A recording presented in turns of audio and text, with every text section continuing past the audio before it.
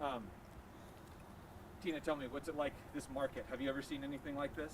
No, I have to say that honestly, in 36 years, of course we've seen competitive markets before, but nothing quite like this. There's a little bit of hysteria that I've never seen before.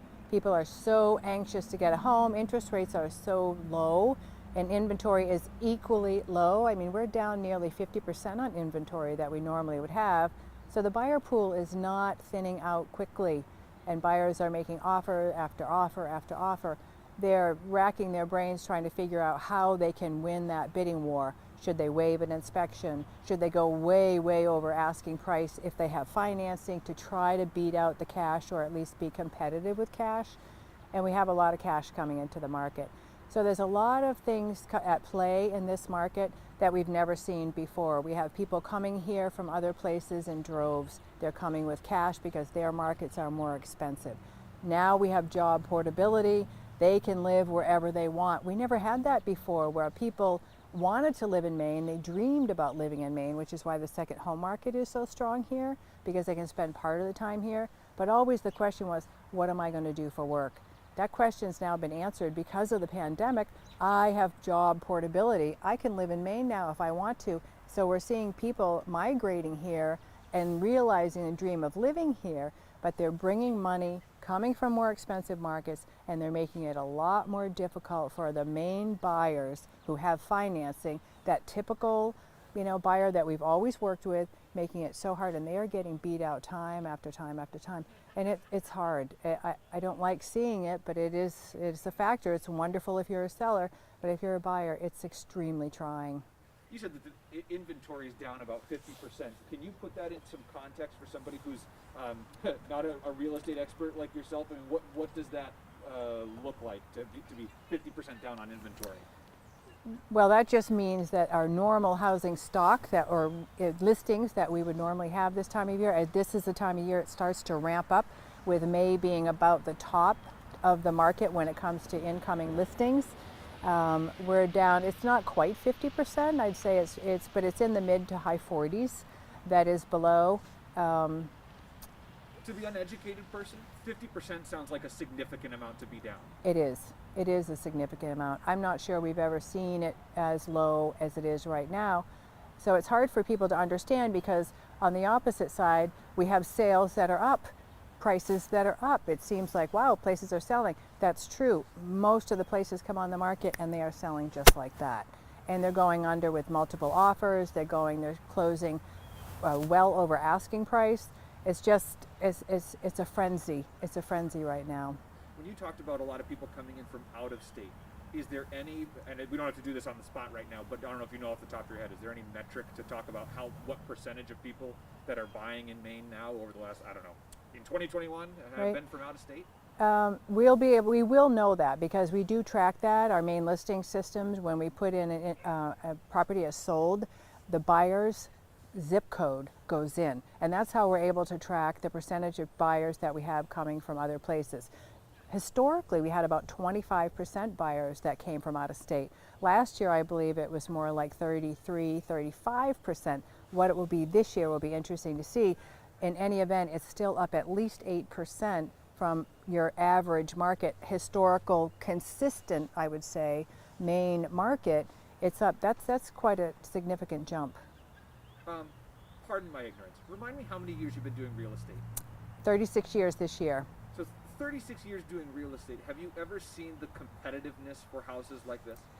Not exactly like this. We have seen markets 2005, 2006, highly competitive. You would see 8, 10 offers maybe on one particular house.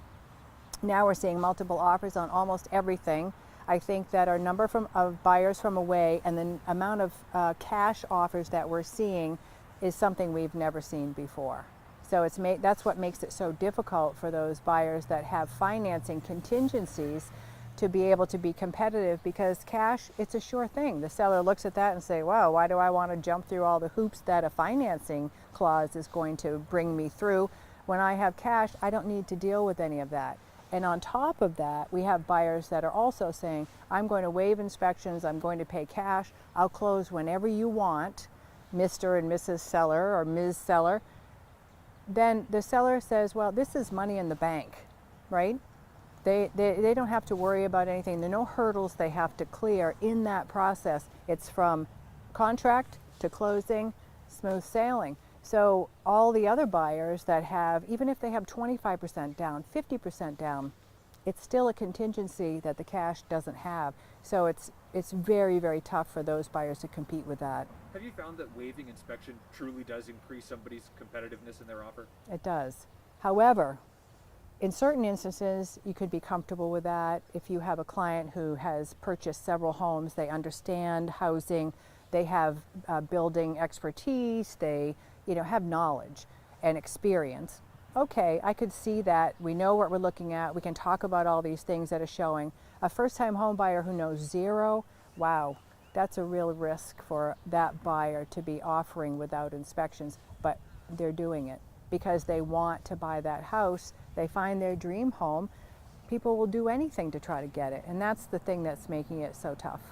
This is going to sound like a silly question to somebody with your experience, but why is it so risky for someone to waive a home inspection? Well, if they don't have any knowledge of housing, they probably don't even know how their heating system works. They don't know if their chimney is lined. They don't know what their breaker panel looks like without the cover on. Does it have corrosion in there? You can't see that unless you actually take that cover off. You look into the firebox of your boiler and see if there are any cracks in there. And building inspector is going to do that. You're not going to do that on a normal home tour. You're not going to necessarily get into the attic if it's not walk-up or easy access, where a building inspector needs a ladder to get up there to see if there's any mold growing up there, to see if your fan from your bathroom is exhausted outside properly, or is it just blowing into the attic and causing humidity and causing mold growth. So those types of things for a new home buyer to have no idea on. An experienced buyer will understand this is a possibility, that's a possibility. So they can be prepared to an extent. But also home inspectors will camera a sewer line to make sure that is clear, to make sure there are no tree roots. I mean, we've seen sewer lines that are older up on the peninsula of Portland, Orangeburg, which was a material they used during the war, which has more flexibility to it and can sometimes have it create a bubble and burst. Well, you wouldn't know that unless you had a camera in there and know that you need to plan for at some point in the not too distant future to change that sewer line out to a more modern material so it will last for you.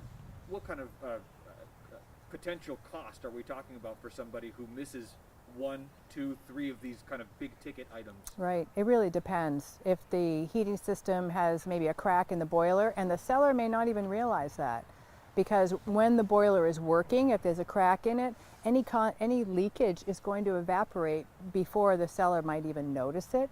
So something like that is a good example. That could cost you, depends on what you want to do and depends on the heating system, but that could cost you $5,000. If you need a new sewer line, that's going to depend on how far out it is. Where is the bad part of it?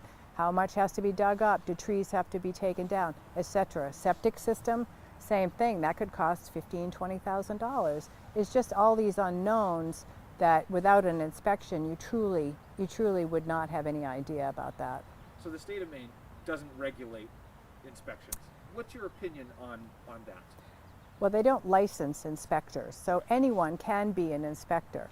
The important thing is that you have an inspector who has knowledge, who has experience, who has expertise, and isn't just someone who decided to do it because they're retired and they want to do it because it's fun and they think they know a little bit about building. So you do want to do your homework as an agent, but also as a buyer, to make sure that you are getting someone who has good experience and good knowledge.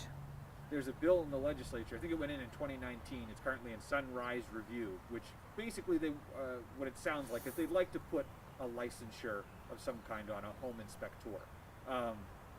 One home inspector I spoke with said he felt it really didn't have much in terms of meat or teeth, not enough disciplinary actions for if an inspector were to miss something. Are you familiar with the bill at all? Or? You know, at the Maine Association of Realtors, we've been working on that for years, trying to get the legislature to pass some kind of licensing regulation for building inspectors. And they've been very reticent to do it. I think for a variety of reasons. Number one, as you said, it's hard to say what are the courses that they would have to take, what kind of action, what kind of regulation. You need like a whole other site department in order to keep an eye on that. Like we have the Real Estate Commission, Maine Real Estate Commission. So now they would need to formulate a whole new department to be able to overlook these building inspectors. And that's one of the reasons, the cost involved, the hiring of people to work in that department. So I think that's some of the reasons that the legislature is reticent to implement that. But we've been working at it at Maine Association of Realtors for years, encouraging and trying to get that to happen. Why encouraging to get it to happen? Do you think that's something that would be useful for sellers, buyers, real estate agents? Really beneficial for the consumer to have some idea, some way for them to research an inspector and to know what kind of experience, and try to at least a place that they could go at the Maine.gov and get some information about inspectors. The consumer would be the winner for sure. Right now it's basically just do your homework, on Google reviews, right? And I think it's depend on your realtor. You need to depend on your realtor to say, I have inspectors that I know well, that I've worked with for many, many years, that I give their names to my clients to say, these people all do a phenomenal job. I know them well. I've been at their inspections for many, many times, many years. So you can feel confident that they know what they're talking about. So I think that's your resource really, is where a consumer should be looking. They should be looking to their realtor for that kind of guidance.